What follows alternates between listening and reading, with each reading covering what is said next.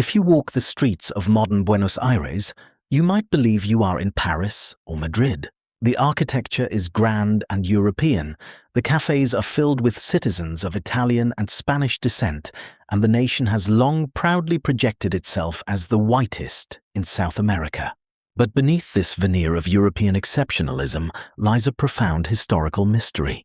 In the late colonial era, Buenos Aires was not a white city, it was a major hub of the transatlantic slave trade. Nearly 1/3 of the city's population was of African descent, enslaved or free. Black hands built the historic foundations of this republic, fought its wars, and birthed its most famous cultural traditions. Yet, by the mid-20th century, the official narrative claimed that Argentina had no black population left. Where did they go? Were they really wiped out by war and disease, or is the truth far more sinister? Today, we unchain the forgotten history of Argentina's black population and how an entire demographic was systematically erased from a nation's memory. To understand the erasure, we must go back to when Buenos Aires was a thriving colonial slave port. In the 18th century, the Spanish crown granted monopoly contracts to British and French companies to import enslaved Africans through the Rio de la Plata. The slave market at Retiro, today a bustling transit hub in Buenos Aires, was once a place of human misery where captives were branded and sold. Tens of thousands of West and Central Africans were marched through these muddy streets, destined for the households, workshops, and plantations of the region. By 1810, census records showed that over 30% of Buenos Aires was black or Afro-descendant. In northern provinces like Santiago del Estero and Tucumán, that number reached as high as 60%. The sounds of African drums, known as candombe, echoed through the districts of San Telmo and Montserrat every weekend. Enslaved and free Africans formed mutual aid societies, preserved their languages, and laid the foundations of Argentine culture. They were an indispensable pillar of the economy, performing the backbreaking labor that allowed the colonial city to grow. But as the winds of revolution swept through South America, their lives were about to be bartered for the promise of freedom. When Argentina rose against Spain in 1810, the revolutionary leaders needed soldiers. The military commander, General José de San Martín, realized that the quickest way to build an army was to recruit from the enslaved population. Enslaved men were promised their absolute freedom, but only after completing years of military service. Thousands of black men joined the Army of the Andes, forming the legendary 7th and 8th Infantry Regiments. They marched across the freezing, treacherous peaks of the Andes to liberate Chile and Peru from Spanish rule. But their bravery was met with a brutal tactical calculation. They were routinely placed in the most hazardous front-line positions. These all-black units were used as cannon fodder to absorb the first wave of royalist gunfire. The mortality rates were devastating, and only a tiny fraction of these soldiers ever returned home to claim their promised liberty. San Martín himself acknowledged their sacrifice, writing that the black soldiers were his most disciplined and courageous troops. Yet, as the war ended, the young republic began to take shape without the men who had bled to create it. Half a century after independence, another conflict dealt a near-fatal blow to Argentina's black population. From 1864 to 1870, Argentina joined Brazil and Uruguay in the devastating War of the Triple Alliance against Paraguay. President Bartolomé Mitre instituted a conscription policy that disproportionately targeted poor Afro-Argentine men. Enslaved men, though legally free, were coerced into service, while wealthy white Argentines paid others to take their place. The war was a horrific slaughter, characterized by trench warfare, cholera epidemics, and suicidal charges. Entire battalions of black soldiers were wiped out in single battles, such as the catastrophic assault on Curupayty. For 6 long years, the youth of Argentina's Afro-descendant community was systematically decimated on foreign battlefields. When the war finally ended in a Pyrrhic victory, a generation of black men had been completely extinguished. Back in Buenos Aires, black women were left as widows, and heads of households with no partners to rebuild their community. This massive demographic imbalance crippled the community's birth rates, accelerating a decline that the state would soon exploit. The physical destruction of the community was completed not on the battlefield, but in the crowded tenements of Buenos Aires. In early 1871, a devastating yellow fever outbreak swept through the city, carried by returning soldiers. The epidemic struck the southern neighborhood of San Telmo, where the majority of Afro-Argentines lived in cramped, unhygienic conventillos. Wealthy white residents immediately fled the city for the northern suburbs, leaving the poor and black populations behind to face the disease. The municipal government did little to quarantine the affected southern zones or provide medical aid to the tenements. Black citizens died by the thousands daily, their bodies piled in the streets because cemeteries could not keep up with the dead. Public transport stopped, businesses shuttered, and San Telmo became a ghost town of plague and despair. The epidemic effectively dismantled what remained of the urban black community, forcing survivors to disperse. When the wealthy returned, they bought up the abandoned tenements, gentrifying the historic Afro-Argentine neighborhoods. The physical space that had nurtured black culture in Buenos Aires was gone, and the state was ready to build a new myth in its place.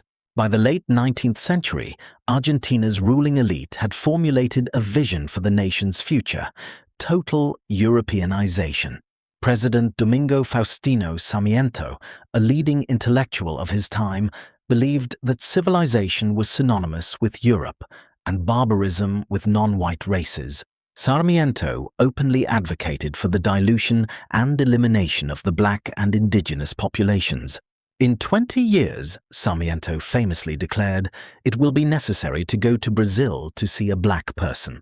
The state launched an aggressive immigration policy, offering free passage, land, and jobs to European immigrants.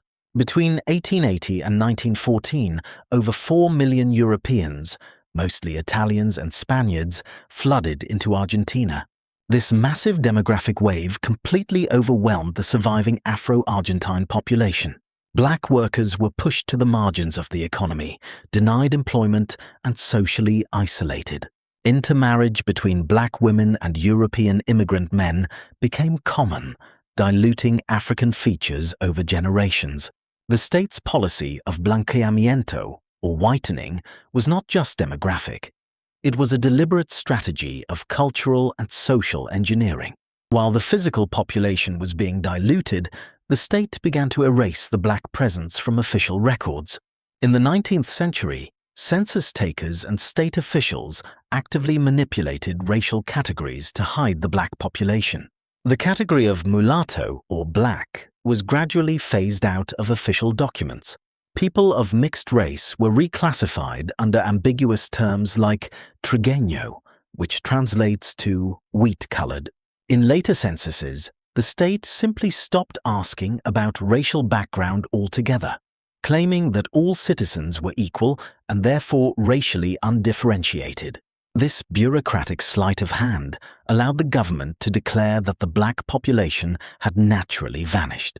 School textbooks began to teach children that Argentina's black history was a brief, insignificant colonial footnote. Museums and historical societies omitted the contributions of black heroes, artists, and soldiers.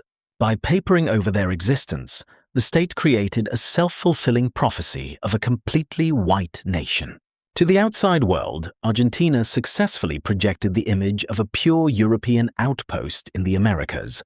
If you are finding this hidden history eye-opening, please take a moment to subscribe to Unshackled History. Like this video and leave a comment below to help us break through the algorithm and share these forgotten truths. Your support allows us to continue unearthing the stories that history tried to bury.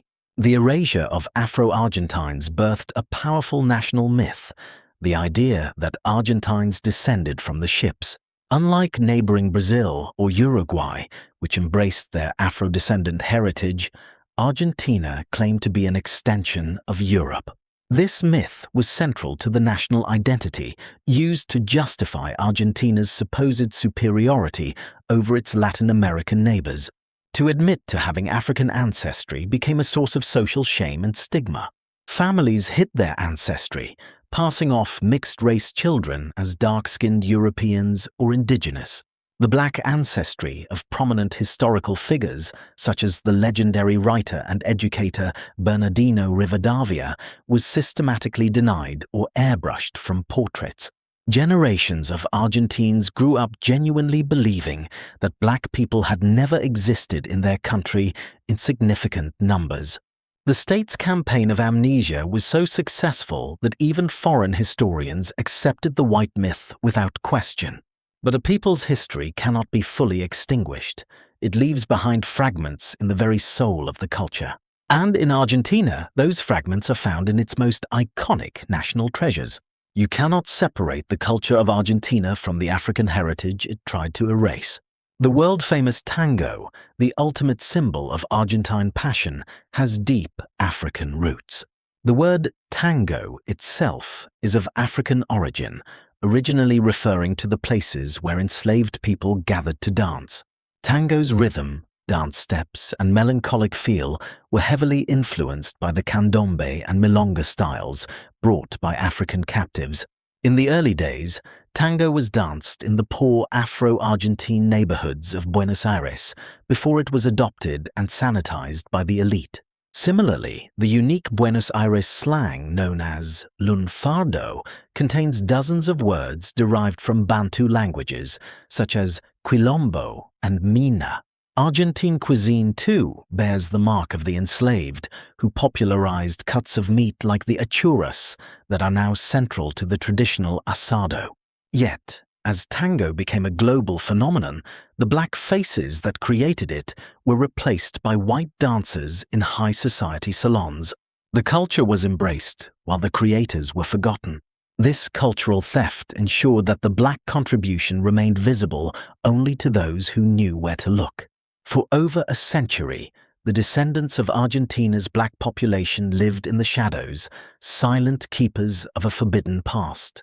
But in recent decades, a powerful cultural and social awakening has begun to shatter the white myth. Afro-Argentine activists and organizations have mobilized to demand recognition, civil rights, and historical truth. They are organizing candombe drum processions through the streets of San Telmo, reclaiming the public spaces their ancestors once filled. Historians and genealogists are digging through old archives, uncovering records of black families who never actually left. In 2010, for the first time in over a century, the national census included a question about Afro-descendant identity. The results shocked the nation, revealing that over 100,000 Argentines officially identify as Afro-descendant. Genetic studies have further shattered the myth, showing that up to 10% of the population in Buenos Aires carries African genetic markers. The narrative of a purely European Argentina is crumbling, replaced by a complex, multicultural reality. The descendants are no longer asking for permission to exist, they are declaring their presence.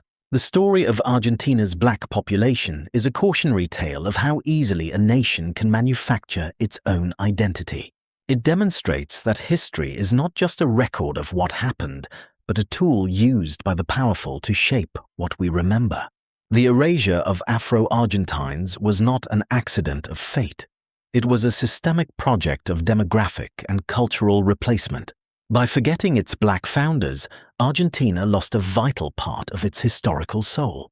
The legacy of this amnesia is a subtle, pervasive racism that still affects Afro-Argentines and immigrants today. Confronting this past is not about rewriting history, but about correcting a century of lies.